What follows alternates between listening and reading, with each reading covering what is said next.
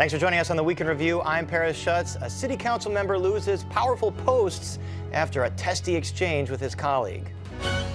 It is critical that we show each other respect.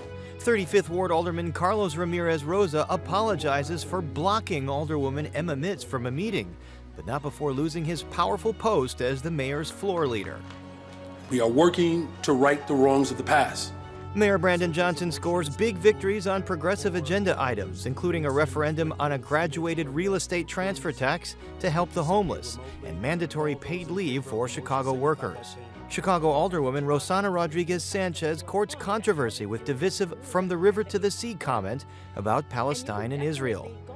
Jury selection underway in the historic trial of former Alderman Ed Burke, but COVID delays the trial for at least a week. Springfield lawmakers adjourn their special session but leave more confusion on how the coming elected Chicago Public School Board is supposed to work. In sports, And he's in. the Bears down the Panthers in the battle for top draft picks. The Cubs boot manager David Ross in favor of former division rival Craig Counsell, and fan favorite White Sox broadcaster Jason Benetti picks up and leaves for Detroit. Sad to see Jason Benetti go. And now joining us on the Weekend Review panel are Ray Long of the Chicago Tribune, A.D. Quigg of the Chicago Tribune as well, Melody Mercado with Block Club Chicago, and Dan Bernstein with WSCR 670 The Score. Whoa, we have a lot to get to this week. A.D. Quigg, tell us exactly what happened in this altercation that got Carlos Ramirez Rosa in so much trouble. I'm going to need about 45 more minutes. But the show's only 26:46. Okay. I'll hurry. The short version is that he blocked his colleague, Alderwoman Emma Mitz, temporarily from entering council chambers on what was supposed to be a special meeting to vote on a sanctuary city resolution. He's also accused of threatening his colleagues, basically withholding zoning support if they don't go along with his wishes. He ended up losing both his position as the mayor's floor leader and as zoning chair, which is a pretty big fall from grace 6 months in. Melody Mercado, as we saw there, he and Emma Mitz hugged it out. He apologized. But is there still some bad blood here, especially within the African-American community, that does feel slighted about what happened? Yeah, I feel like if we look down to the vote, 24, well, originally 24-25, and then this is the censure vote. Right, here. the censure vote here. Then we had to, Alderman Riley said, Alderman Ramirez Rosa can't vote for something to censure himself, took himself out, and then Mayor Brandon Johnson was the deciding factor to not censor the alderman. I think that he's sending a message there to say, let's sort of try to work together, let's try to move forward, and I really think the decision on who he chooses to be his next floor leader will say a lot. I'm hearing, possibly should be someone from the Black Caucus, someone who's been serving for a long time. No specifics there, but that's what I'm hearing. Dan Bernstein, do you think that Mayor Johnson made the right move in backing Carlos Ramirez Rosa here and not censuring him, even though this is more of a symbolic issue? I think he knows his current enemies and friends better than I do, but when he makes a move like this, I'm always wondering what deal was already made. There isn't anything like this where I wouldn't suspect he's getting something back in return, or at least there is a deposit in the favor bank to be later redeemed. Ray Long, wouldn't you think the black community would want the mayor to perhaps more forcefully defend Emma Mitz? Sure, absolutely. Maybe she should be the new floor leader. Who knows? But it was a bizarre situation. It made me think of the time Abraham Lincoln jumped out of a window in Springfield to avoid a quorum. But he wouldn't comment about that afterwards. But I couldn't get him to say anything. And we should note that You've been around that long, Ray Long? Come on. We should note that Emma Mitz did not vote for censure. She basically gave him. Yeah. Forgived him, came over and gave him a hug, and basically said we should move beyond. So is it kumbaya now? Are they moved Definitely on? not. No kumbaya moment. Still very divisive, as Melody said. We could see how close that vote was. And there were a lot of aldermen who said this is the one kind of measure we have to hold each other accountable, the censure vote, even though it is basically symbolic. This is a sign that going forward, this kind of behavior isn't acceptable. So this division kind of continues. All right, on to the city council business. Melody Mercado first, the graduated real estate transfer tax that hikes the portion of the tax over $1 million and then hikes it again over $1.5 million to help the homeless. This passes. Now it's a referendum that goes on the ballot in front of voters. Where do you think voters are going to stand on this?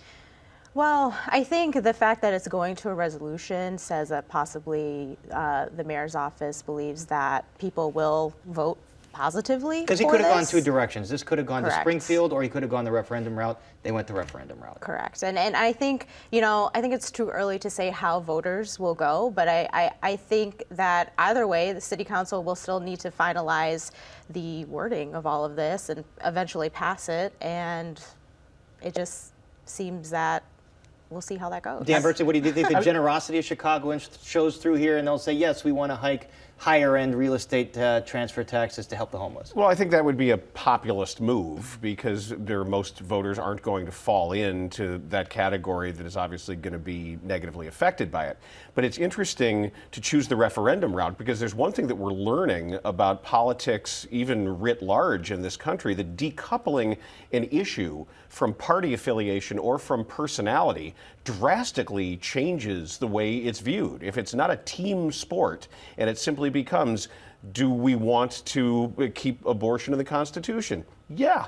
Do we want to decriminalize cannabis? Yeah. Once you attach that to a team and red or blue, people change their minds in a hurry. So the fact that he thinks that this is one of those successful moves tells you a lot. Referencing that vote in Ohio, a fairly deeply red state now, but voting to codify Or Kansas or Montana or anywhere else. abortion rights into the Constitution.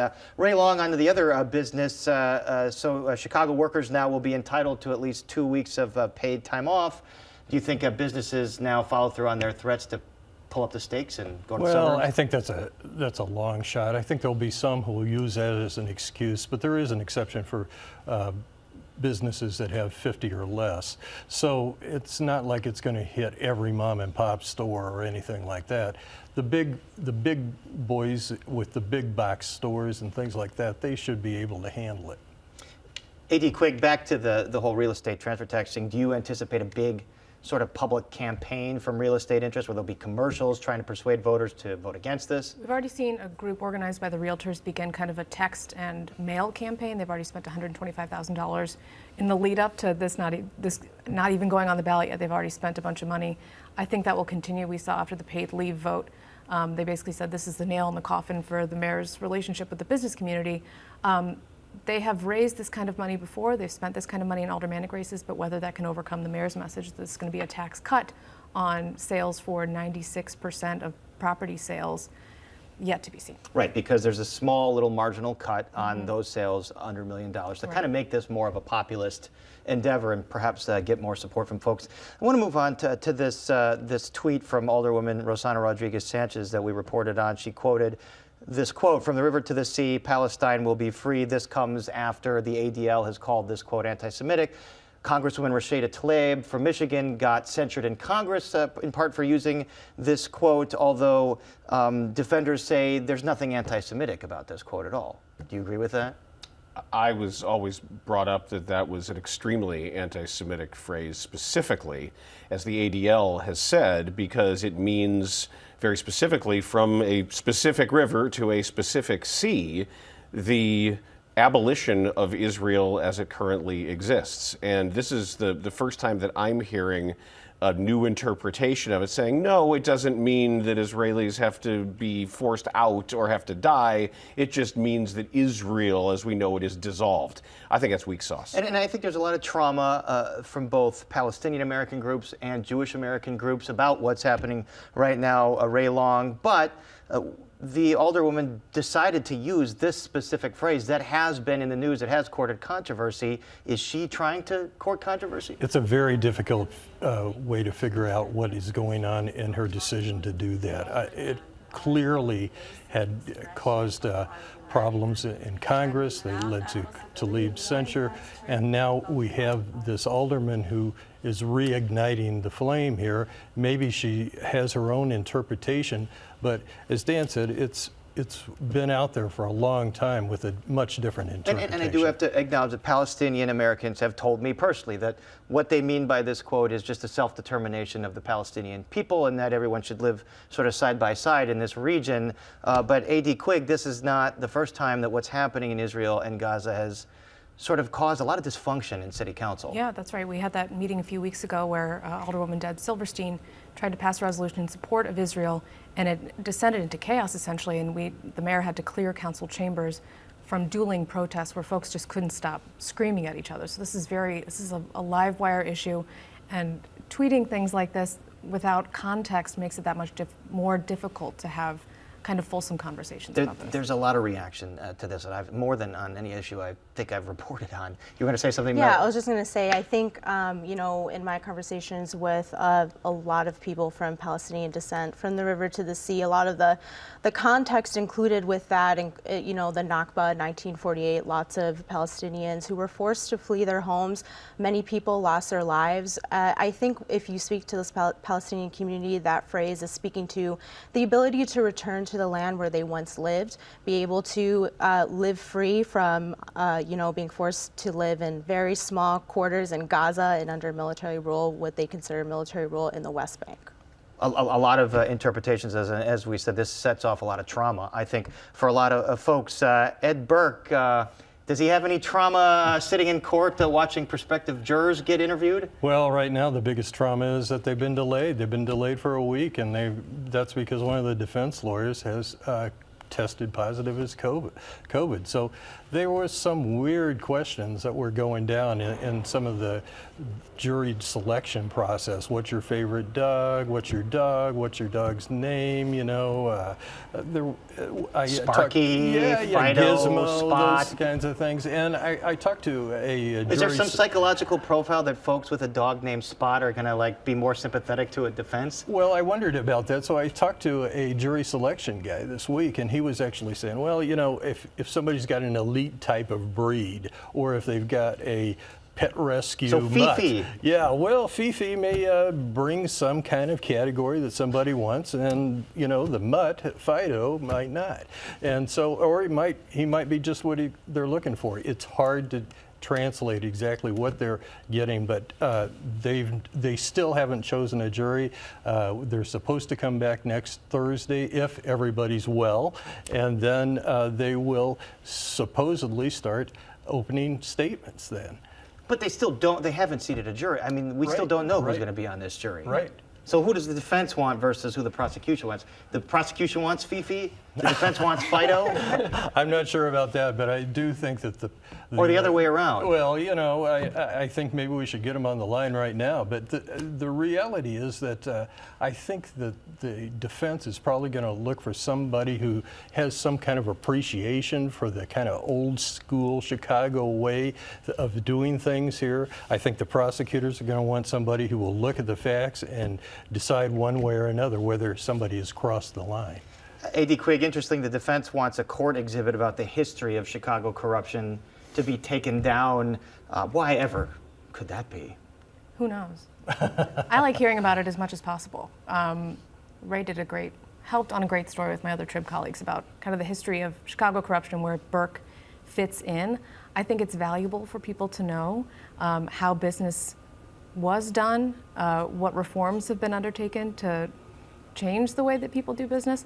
But what is this exhibit at the federal court? I've been down there. I haven't been down there in a while. But what is in this exhibit? This painting. Oh, it's a painting. Yeah. Well, they have several things. They have Blagojevich, Ryan. All the greatest hits. All the greatest hits. Some of the gang issues along the way too. So they've used butcher paper, or what looks like butcher paper, to cover it up, which of course brings back the 5 years ago raid that was at the City Hall, where they covered Alderman Burke's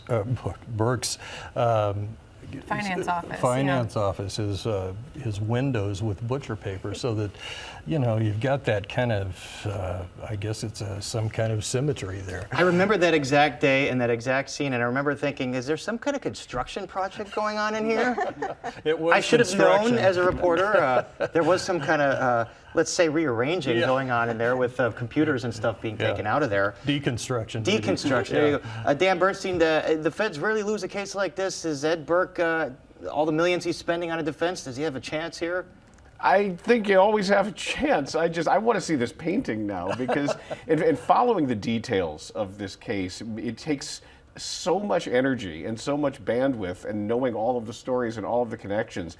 I have, to be honest, have taken a bit of an arm's length view of this as just yet another Runyon-esque chapter in everything, and of the what was considered the way business is done, and some things are just not okay when they're time to not be okay anymore.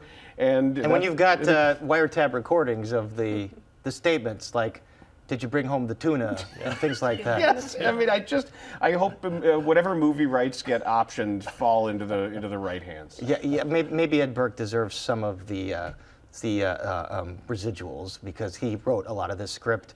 Melody Mercado, what about you? Is this trial going to get resumed next week? I mean, it's been 5 years we've been waiting for this thing, and now it's delayed. Of course, COVID would happen. What's a week? What's a week? Government shutdown. Government shutdown, delay in the trial. I mean, all that has to happen to delay this thing another year is each member of the defense team has to Right. get COVID every week. Every other week, every week, yeah. They'll just stagger it out. We'll just be waiting forever. Well, let's see if we resume this next week and we can keep talking about it. Let's talk about Springfield. So Ray Long, a 21-member elected school board, is coming to CPS very soon. The General Assembly was tasked with ironing out how these elections are going to work. They left Springfield without doing that. Of course, yes. And they say, well, we got time, but the election is next year.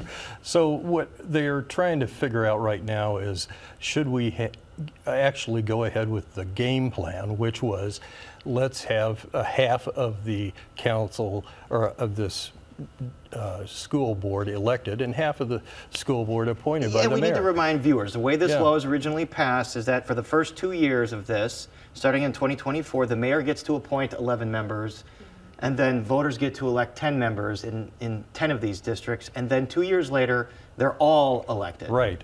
So now lawmakers are talking about changing that. Yeah, the Senate's coming in with the idea, let's elect them all right now. And the school board, which wanted to elect them all right, or the CTU, which wanted to elect them all right now, has now said, okay, let's go with the original plan. So there's a little bit of a clash. But if you had everybody elected right now, that would probably give CTU folks a chance to really rally their troops one more time and get behind candidates they want to be running. Although there's some school of thought here that AD Quigg CTU does not want all these elections to happen right now, because they've got their guy in the mayor's office who still can have the majority of power over the board. Right, and working on 20 elections at the same time is It's a lot of more money to difficult spend. than working on 10. We'll see how it goes. The good news is we do have maps. We didn't have maps before, we now have maps. So we have maps of each school board district. Right, and that honor kind of the original calls for racial divisions that reflect what the student body of CPS looks like. So that's a plus. We shouldn't ding Springfield all the way, but we do have a map. Well, I'm all about dinging Springfield when I can, but You only lived there for many years. Yes, decades. But the other problem here is that there have been Hispanics have felt that 6 districts that are majority Hispanic are not enough, and there's been that tension that still exists, and I think that's part of the issue that's getting balanced. Because the majority of CPS students Right. are Hispanic, but And this that's is a pretty recent phenomenon. this is being based on the makeup of voters, so Right. voting age Yes. population. And it'll get redrawn again in 2030. Melody Mercado, how do you think this is going to be resolved? I no idea, but I will say being someone who covered school board elections in Iowa where none of this existed, it's very interesting to see the dynamics that are at play. It will be very interesting to see if we do get the 10-11, whether people will be running as slates, what PACs will be backing which candidates. I think all of that is really fascinating, specifically in school boards. And it will be a first for Chicago, which is interesting to see that in this day in history, because other school districts are not run the way that Chicago runs in terms of school boards. Right. Well, it's been since the mid-'90s that it's been a mayoral-appointed school board. More democracy. It could be a good thing. It could be a very messy thing. It's probably going to be a little bit of both. Speaking of messiness, let's get to sports, because it doesn't seem like there's a Chicago professional franchise right now that isn't a total mess. The Bears won 16-13, but Is there anything more to take away from this than it ensures that they have a better chance at getting that first overall pick in the draft because they have Carolina's pick? There's nothing to take away from it other than any time you wasted watching it that probably made you dumber about football.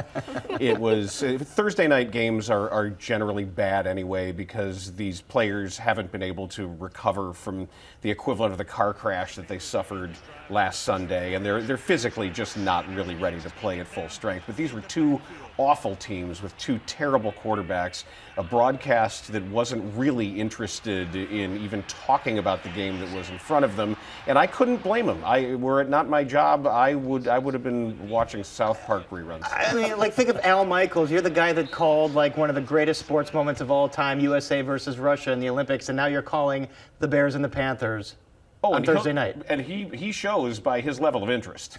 and for $1 million a game, you'd think he'd be a little more interested in it. I even made the joke on Twitter last night that I was surprised once the second half started that he was still there. I thought he would be back at the Peninsula ordering dinner. Or at the Chicago Cut Steakhouse, which he talked about was his favorite restaurant. So I think fans might be interested in Justin Fields. He's got 7 games left. Is the story written for him with the Bears yet, or does he have a chance to prove over these 7 games he can be the guy? There's a lot of people rooting for him because of how this has all gone down and some of the way that his coaches have shown what they want. And it's been unfortunate, in my opinion, that they've made it very clear, and you can tell by what the national broadcast says and how they get their information, that they would prefer a robot to a special talent. I don't understand really how to coach Justin Fields. Fields has said that. They made him apologize for saying it. And I think they're just kind of out on it. This isn't a guy that they drafted, and you've got an offensive coordinator that is much more concerned with his plays and the way they're designed and having everything look right than taking a remarkable talent, the likes of which this city probably has never seen, and trying to figure out what they can best do to get the most out of him. It's a strange, disjointed situation there, and then with the White Sox, it gets even stranger. So now, one of the strongest assets I think the organization had left going for it after playing such bad baseball is their broadcaster, Jason Benetti, who is very well liked. He's leaving for the Tigers. He grew up a White Sox fan. Why is he ditching town? It's a travesty, and they pushed him out because they made his life miserable for absolutely no reason, with petty, cantankerous negotiations, nickel and diming over his national TV schedule, rather than understanding the marketing value of the voice of the White Sox also being front and center doing college football and college basketball and everything else. They wanted their guy. It's provincial, it's small, it's petty, and it got personal too, where Jerry Reinsdorf himself was making very clear to Jason Benetti that he wasn't really a fan. He didn't understand his sense of humor. He didn't like his style of broadcasting, and it was enough already. They took this kid who is a born and bred White Sox fan who got his dream job. They made it not his dream job, and he left, and it sucks. And he was kind of like the only reason people were watching because, like we said, this was a non-contending team for the last couple years. But it looks like the Cubs might be closer to contention. How further ahead does Craig Counsell push them into that realm as manager than David Ross did? This is a gangster move. This is a straight up poaching your division rival. Not just that, firing your friend, flying down to Tallahassee and saying, "We love you dearly, thanks for everything, but we think this guy up the road is better than you are at your job enough that we're firing you to hire him." Were he not available, David Ross would still be the manager. That's how much better they think Craig Counsell is. Do you think he's better? I'm a huge Craig Counsell fan because he never bunts. And David Ross was a little too bunty for me and handled the pitching staff in ways that I may quibble here and there. I'm a big David Ross fan. I think he can be a very successful manager, and I don't think unfortunately, it's too bad, but to make a move like this is what we ask our teams to do. Why can't we have this guy? Why can't we have that guy? That's big-time major market behavior. All right, speaking of that, Shohei Ohtani. Are the Cubs going to make that move? I think they're in on the negotiation. As far, to the best of my understanding, at the moment they are in, Ohtani is about the fit, and if they can make the right pitch, the money, they got plenty of money. And I think it's Yu Darvish that basically told them, hey, the Cubs are a good organization, you should go there.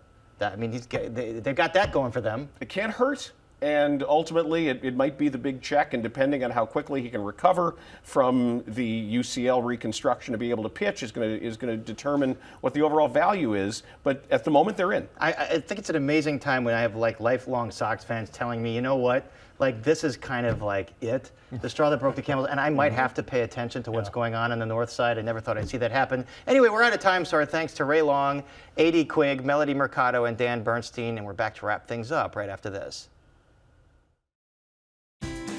Chicago Tonight is made possible in part by Alexandra and John Nichols, the Polk Brothers Foundation, and the support of these donors.